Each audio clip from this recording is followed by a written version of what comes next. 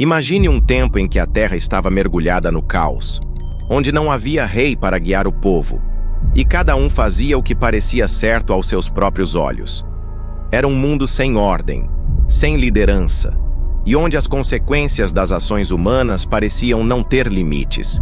É nesse cenário inquietante que somos transportados para uma história que mistura desespero, escolhas trágicas e uma jornada que mudaria para sempre o destino de uma nação.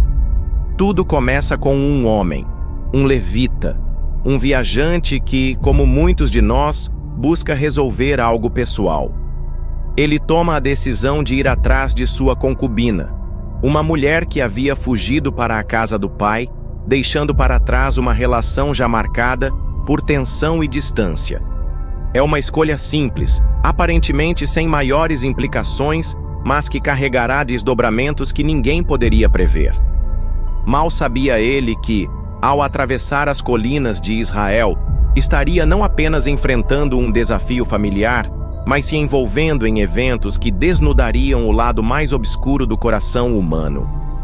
E quando a noite cair, em uma cidade aparentemente tranquila, o que ele encontrar será o início de uma espiral que ninguém será capaz de conter. O levita, determinado a recuperar sua concubina, empreende uma jornada que o leva até a casa do pai dela, em Belém. Lá, encontra hospitalidade generosa, talvez até um pouco desconcertante, enquanto o pai da mulher o convence a ficar mais um dia, e mais outro. Dias se passam, como se algo invisível tentasse atrasar sua partida, mas finalmente, com a persistência esgotada, o levita decide. É hora de voltar. O caminho de retorno, contudo, não é menos complicado. À medida que a noite cai, eles se aproximam de Jebus, uma cidade estrangeira. Mas o levita, com uma confiança quase obstinada, recusa-se a pernoitar entre aqueles que não pertencem ao povo de Israel. Eles seguem para Gibeá, terra da tribo de Benjamim, acreditando encontrar segurança e hospitalidade entre seus próprios compatriotas. Mas o silêncio das ruas e a recusa das portas fechadas dão um aviso sombrio.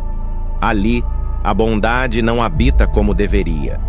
Quando um velho os acolhe em sua casa, parece por um breve momento que a sorte finalmente lhe sorriu. Contudo, essa pequena trégua logo é esmagada.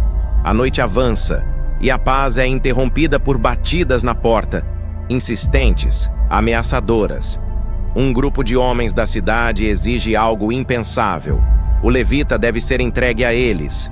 A tensão cresce, o ar fica pesado e as escolhas que se seguem desafiam os limites da moralidade e do valor da vida humana.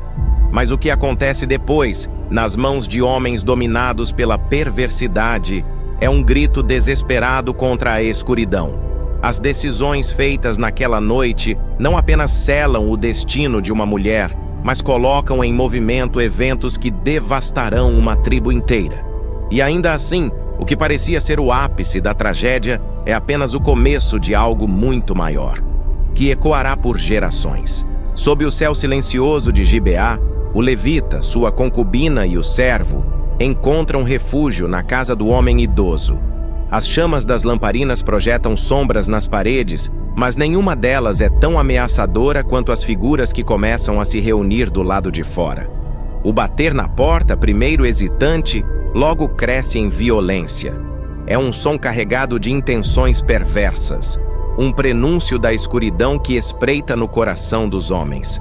Do outro lado, vozes roucas exigem algo impensável. Traga o homem para fora para que possamos conhecê-lo. Não é apenas um pedido, é uma sentença de crueldade. O velho, alarmado e apavorado, tenta argumentar, oferecendo uma solução que por si só é tão horrível quanto o que os homens exigem. Ele propõe entregar sua própria filha virgem e a concubina do levita à fúria daqueles homens. Suas palavras ecoam na sala, cada sílaba carregando a dor de uma escolha desesperada. E então, o momento de ruptura. O levita, em um ato que mistura covardia e desespero, empurra sua concubina para fora da segurança da casa. A porta se fecha atrás dela e o som da madeira contra a batente sela não só sua sorte, mas também o destino de toda a tribo de Benjamim. Do lado de fora, a noite se transforma em um espetáculo de horror inimaginável. Enquanto a escuridão abraça Gibeá, o sacrifício daquela mulher se desenrola em um sofrimento que não conhece limites. Mas a tragédia que parece concentrada em uma única pessoa é apenas o primeiro ato de uma história que se expandirá em ondas de caos, envolvendo nações inteiras. Quando o amanhecer finalmente chega, ele traz consigo uma visão que mudará para sempre o curso dos eventos. E em meio à destruição, a reação do levita ao que encontra na soleira da porta é tão fria quanto chocante. Mas o que ele fará a seguir, com a faca na mão e a vingança nos olhos, é um gesto que gritará em silêncio para todas as tribos de Israel. O dia nasce em Gibeá, mas não traz esperança. Na soleira da porta, o corpo sem vida da concubina está caído, mãos estendidas como se ainda buscassem a segurança que lhe fora negada. O levita abre a porta, encontra sua concubina imóvel e, em um gesto que reflete mais pragmatismo que pesar, coloca o corpo sobre seu jumento e segue para casa. Mas é em sua chegada que o horror atinge uma nova dimensão. O levita, tomado por uma mistura de raiva e propósito, age de forma inimaginável. Ele divide o corpo da mulher em 12 partes, enviando cada uma às tribos de Israel. Esses pedaços, acompanhados de mensagens, tornam-se testemunhas mudas da atrocidade. Quando os pedaços chegam aos líderes das tribos, eles os recebem com espanto e indignação. Nunca vimos algo assim, dizem, o choque transbordando para todos os cantos da nação. Esses fragmentos de carne não são apenas sinais de uma tragédia. Eles são um chamado à ação. As tribos se reúnem, suas vozes ecoando como um trovão pelo vale. Quem são os culpados? Como chegaram a tamanha depravação? A resposta aponta para a tribo de Benjamim, onde Gibeá está localizada. A ira começa a ferver, alimentada pelo senso de justiça e pela vergonha de que tal ato tenha sido cometido entre os próprios israelitas. Mas quando as tribos buscam justiça, a resistência de Benjamim abre caminho para uma guerra que ninguém esperava. As outras tribos exigem que os culpados sejam entregues, mas Benjamim, em um ato de desafio, recusa. A tensão explode, e o que começou com uma tragédia em Gibeá ameaça se transformar em algo muito maior.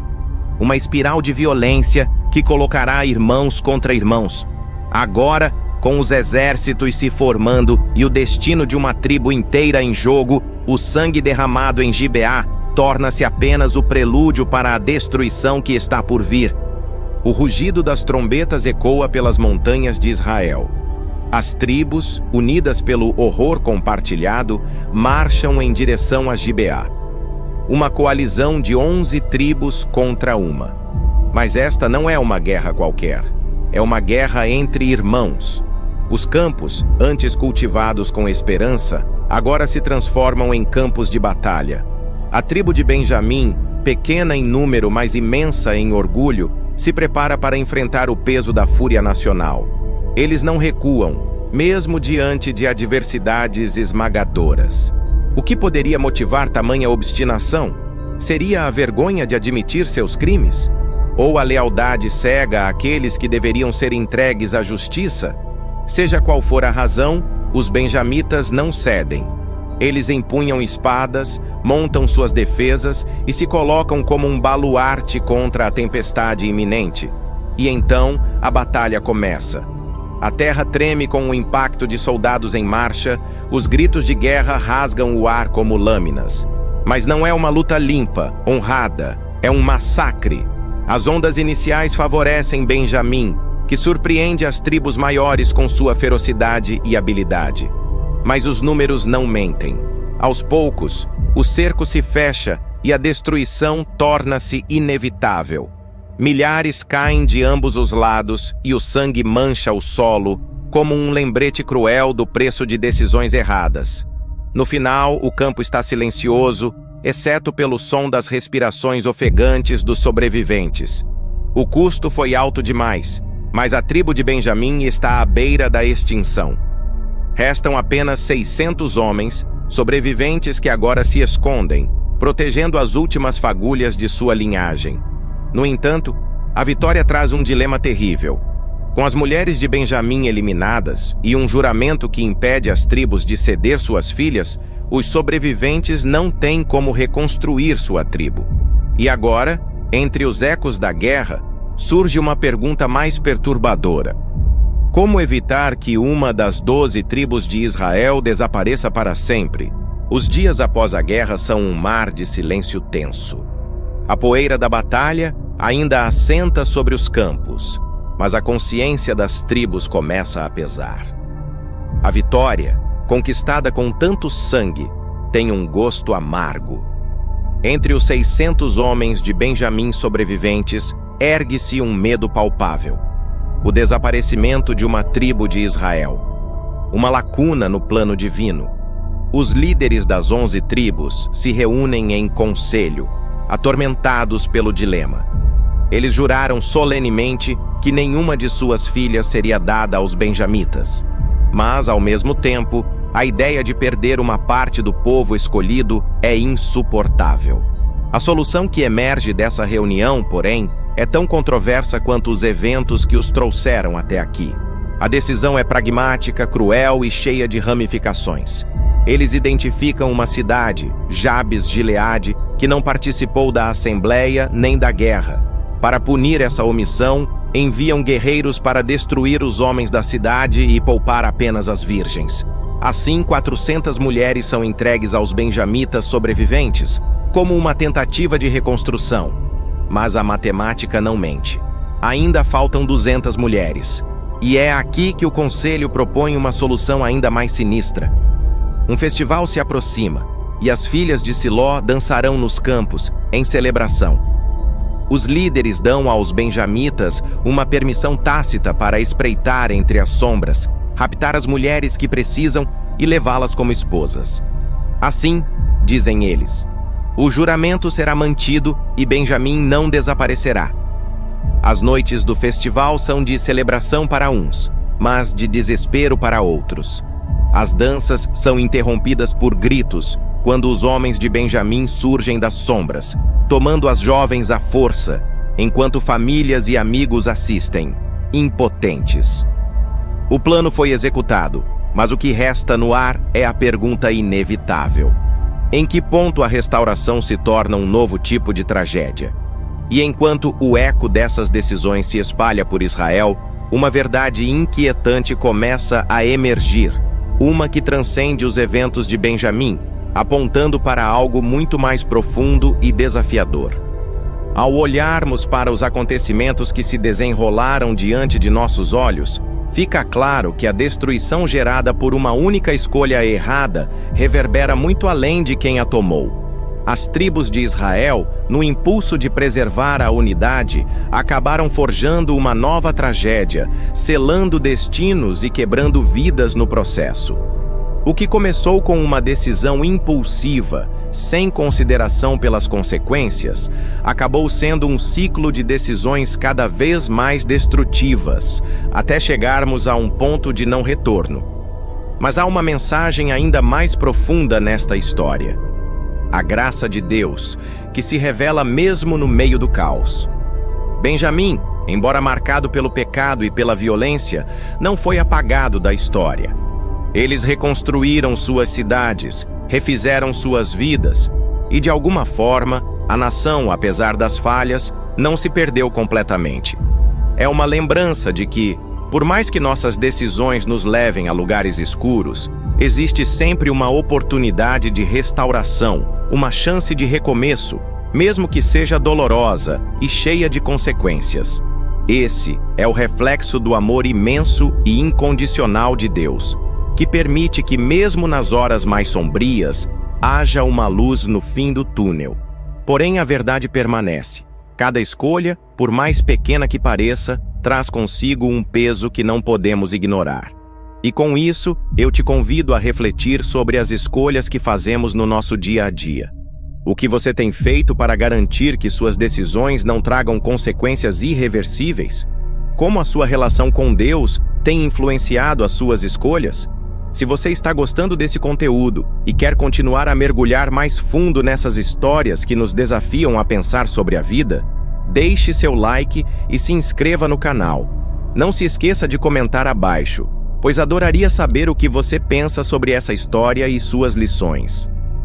Vamos continuar essa conversa e buscar juntos a reflexão que cada capítulo da Bíblia nos provoca.